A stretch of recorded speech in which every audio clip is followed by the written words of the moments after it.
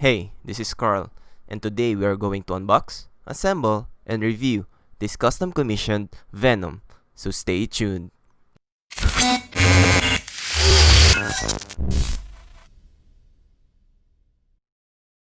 Before we start, I would just like to say that I don't own this statue. A close local friend of mine bought it and had it shipped to me so I can review it. But I was very interested in buying this statue, and unfortunately, when I inquired, the commissioner was pretty aggressive and started saying mean things to me. Well, I am sorry if you think that I have quote-unquote money issues and the other stuff you said to me. And no, I didn't get butthurt like you keep on saying, because here I am reviewing this piece without any bias. So with that out of the way, let's begin the unboxing. This Venom came in 2 boxes. Both are heavily wrapped and taped and very heavy. For the first box, we have the usual black foam and straps. And we have Venom himself. He's a little bit hard to remove from the foam, but is very secured in the package. On the second box, for the first layer, we have the base. Next, we have the first portrait. We have one of the tongues, and this is the shortest one. And the other tongue, but this time is the longest. And the third tongue, which is the medium size. Next, we have the second portrait, where the tongue will be inserted. On the next layer, we have the transformation portrait, which is the third and the last portrait for this piece. And lastly, the gargoyle, which will be part of the base and where Venom will rest. So let's start with the assembly. We have a total of 9 pieces for this Venom. 3 portraits, 3 tongue switchouts, the base, the gargoyle, and Venom. So first, we insert the gargoyle into the base. Both the gargoyle's feet will have pegs and should sit flush on the base. Next, we insert Venom at the back of the gargoyle. Again, Venom will have 2 pegs on both his feet, but the left foot has a key to help him sit properly on top of the gargoyle. Lastly, we can insert the portraits into the peg on Venom's neck. It's attached by magnet, so it should connect easily. Let's try the transformation switch out.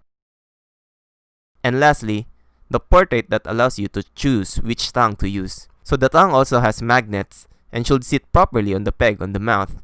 Be very careful when switching them, since it's pretty close to the teeth and the magnet is quite strong. Let's start with the review. The bottom part of the base is simply a platform where the gargoyle will rest, with a DB logo in it. I will presume DB means Daily Bugle. So there are a lot of weathering throughout the base, and I believe this green paint is moss. I think the moss looks too flat, and it looks like random neon green paint vandals. The base has a lot of cracks on it, probably due to Venom jumping on it. But overall, paint is really good, even with the not so moss looking paint. The paint on the base kinda looks like the ones on Roman pillars. On top of the base, we have the gargoyle, and it's pretty consistent with the bottom part of the base.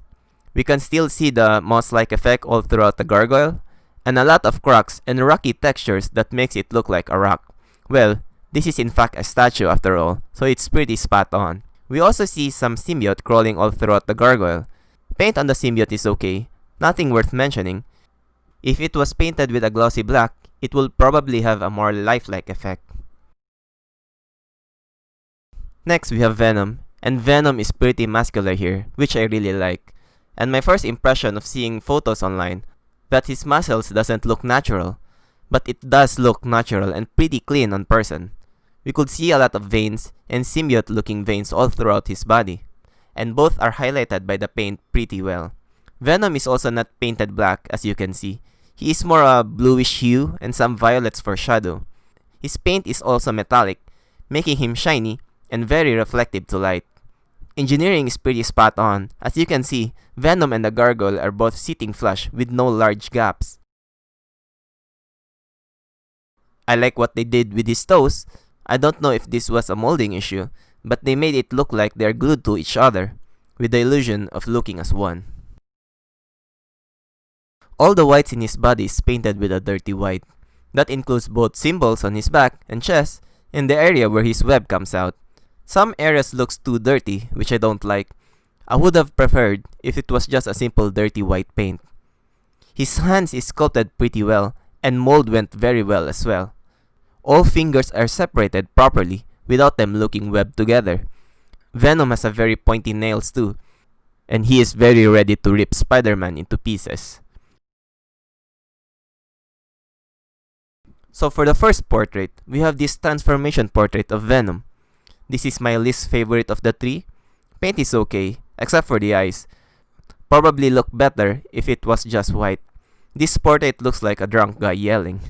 But these stretch out gums, or whatever this red thing is, looks pretty amazing. The teeth are sculpted pretty well. They are well gapped and painted pretty lifelike. Sculpt is pretty spot on, and also the paint. Next is the tongueless portrait. I consider this and the next portrait as my favorites. Sculpt on Venom's teeth is pretty clean, no molding issues at all. Paint on the gums and teeth are also pretty spot on. His eyes is painted differently as the other whites on his body. This one is a very clean white compared to them. Ooze-like texture is also pretty consistent all throughout his body. Next is the open mouth portrait.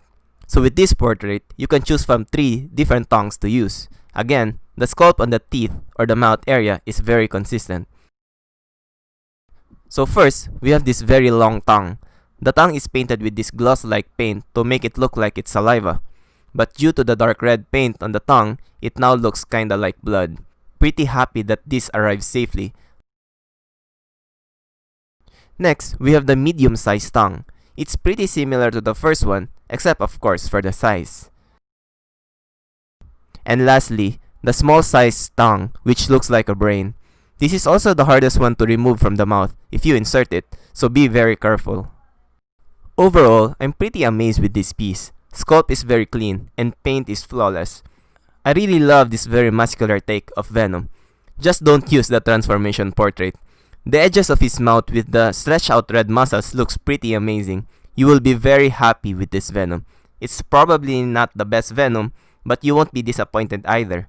Sure, it has a common pose, but that's when Venom looks the best, I guess. Also, I am not sure what the scale of this statue is. Could be 1/4 or could be 1 3/5 scale. Venom is kinda polymorphic, I think, so it doesn't really matter all that much because this is a very great piece to own. So that's it for this video. Thanks for watching till the end. Tell me what you think of this Venom in the comments below. Subscribe to the channel for more content like this.